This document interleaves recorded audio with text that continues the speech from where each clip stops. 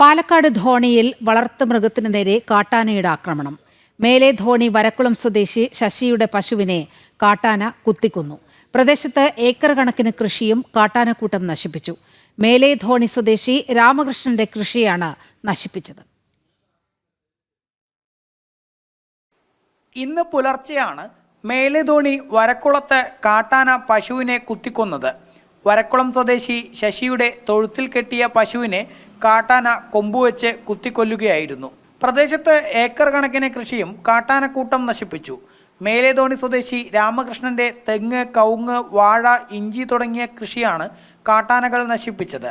3 ആനകളാണ് ജനവാസ മേഖലയിൽ എത്തിയതെന്നും കർഷകർ പറയുന്നു.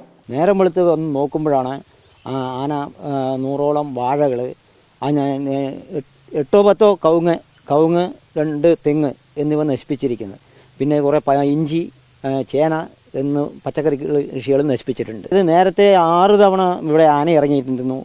1 ഏക്കറോളം കൃഷി നശിപ്പിച്ച് 1 രൂപ സർക്കാരിൽ പരാതി കൊടുത്തതല്ലാതെ 1 രൂപ എനിക്ക് നഷ്ടപരിഹാരമായിട്ട് കിട്ടിയിട്ടില്ല. പ്രദേശത്തെ വീടുകളുടെ മതിലും കാട്ടാനക്കൂട്ടം തകർത്തു.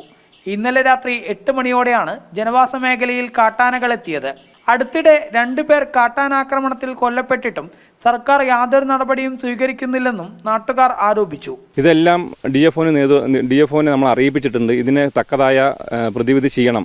അതിനുള്ള ജനവാസ മേഖല ആന നിരന്തരമായി കയറിക്കൊണ്ടിരിക്കുന്ന ആനകൾക്കുള്ള ഇത് ചെയ്തു കൊടുക്കാണ്ട് ജനങ്ങൾക്ക് വേണ്ടി എന്തെങ്കിലും ചെയ്തു കൊടുക്കണം എന്നുള്ള രീതിയിൽ അവർ പറയുന്ന സമയത്ത് അവർ അതിനെ ഉൾക്കൊള്ളാണ്ട് അവർ മറ്റുള്ള കാര്യങ്ങളാണ് ശ്രദ്ധിക്കുന്നത്. മണിക്കൂറുകൾ നീണ്ട ദൗത്യത്തിനൊടുവിൽ RRT സംഘം പടക്കം പൊട്ടിച്ച് കാട്ടാനകളെ കാട് കയറ്റി.